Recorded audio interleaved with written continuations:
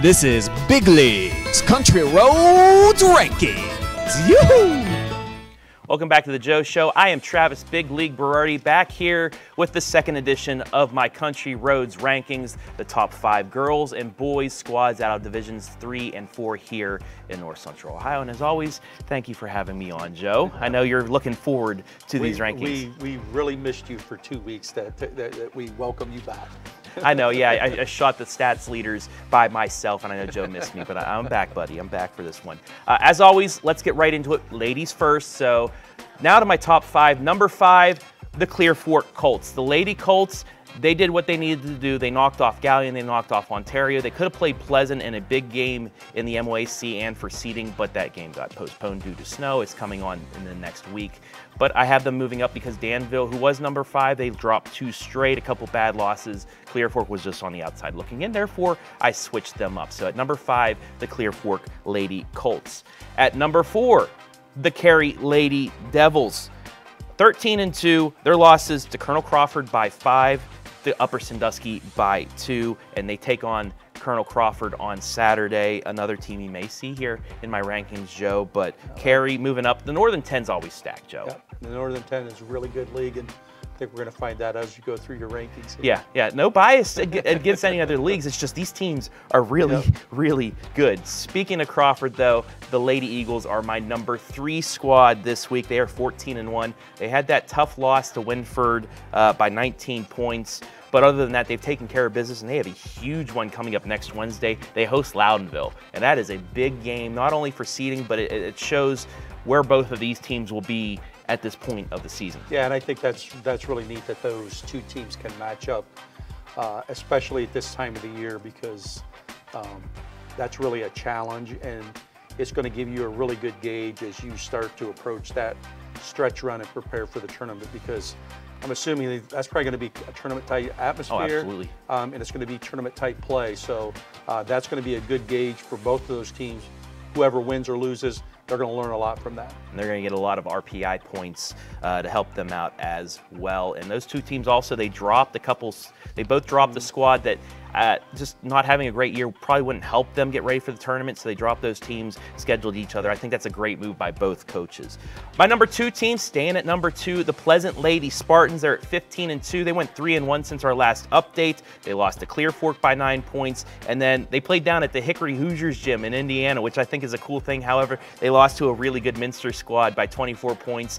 I think any team, if you want to get some sports history into there for movies and things like that, go play at the Hickory gym. I mean, yeah, that's a fun place. It's a neat experience. I mean, we did not do it, but we had I had a meeting in Indianapolis 2 summers ago, and we stopped on the way home. And it's a cool experience. But I've had several coaches that have done that experience, and it's something that their players are going to remember forever. So I think, if I was looking at it as a coach now, it would probably be something that whether you could play there. You mentioned Northmore had gone there and just kind of the boys practice there, open gym practice there.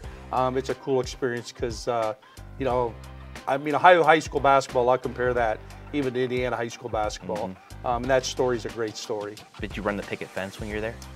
No, we did not. But I did sit on the bench and did a couple photos of the coach. Gene Hackman right here, Joe Balogh.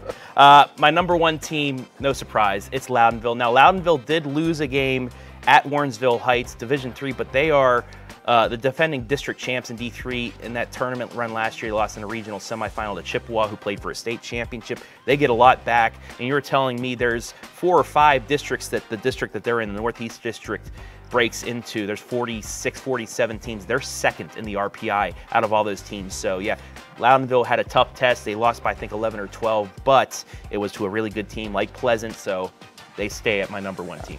And it's good. I mean, I think Coach Bates is doing a good job with the schedule, as he's really challenging his team as they make this stretch run, that's really where you're going to find out what your team is about. But the thing that, they have, if not one of the best players in the state of Ohio, that's probably going to be up for, Player of the Year in all divisions in Corey Vermilia.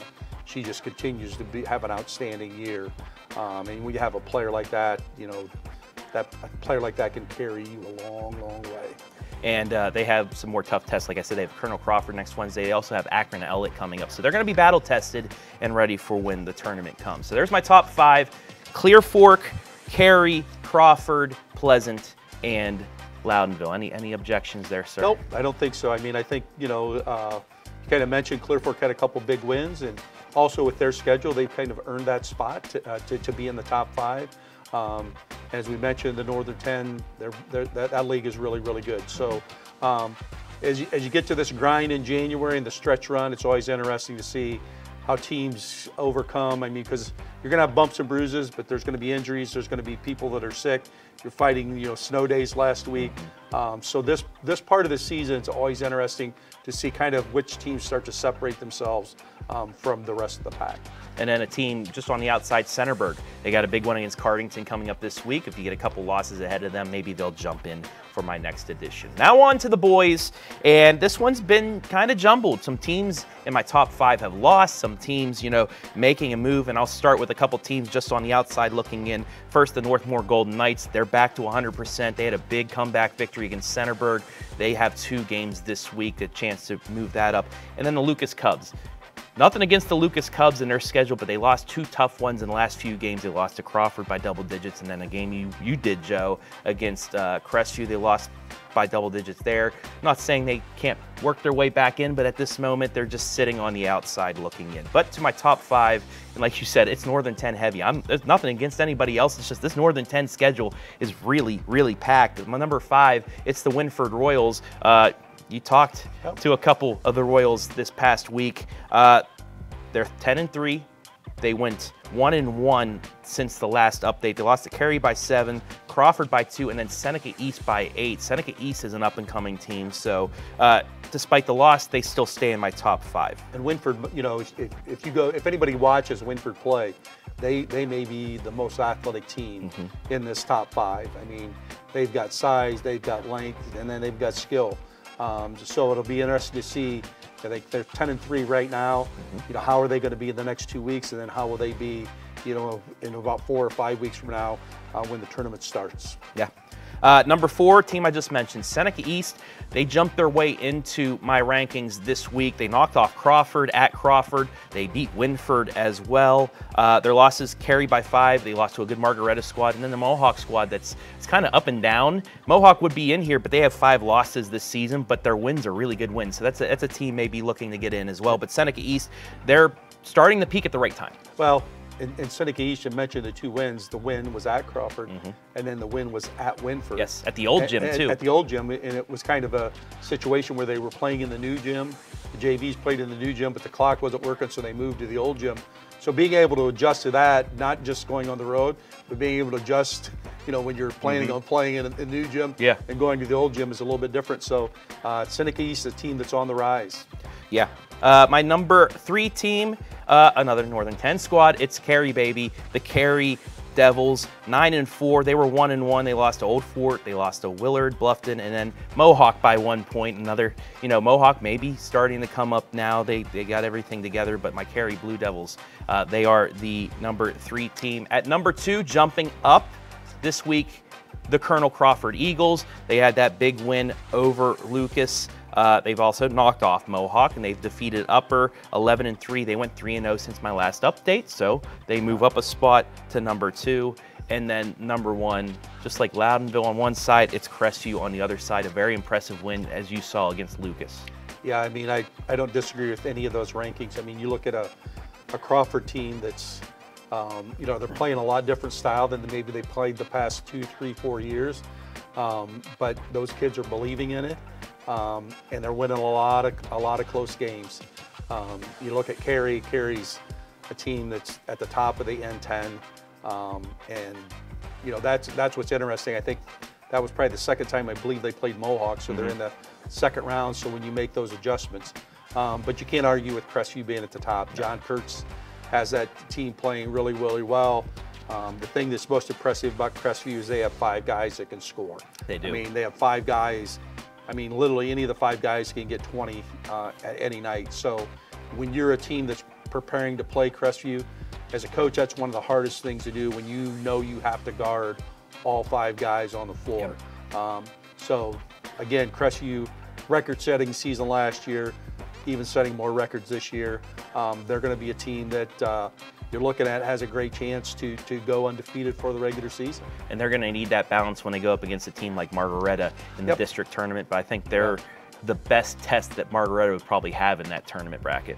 Yeah, I mean, but you never know. Yeah, you never know. That's why you play the game, right? Because the other part is, as I just mentioned earlier, is there's going to be some type of adversity that usually comes, and many times that's an injury, somebody getting sick, something like that. And I don't know if Crestview's gone through any of that yet, but you know, there's going to be some parts here maybe in the next few weeks that you know, they're going to maybe be tested by somebody that would surprise us. Yeah. So there you have it, the boys' rankings. Number 5, Winford. Number 4, Seneca East. Number 3, Cary. 2, Crawford. And number 1, Crestview.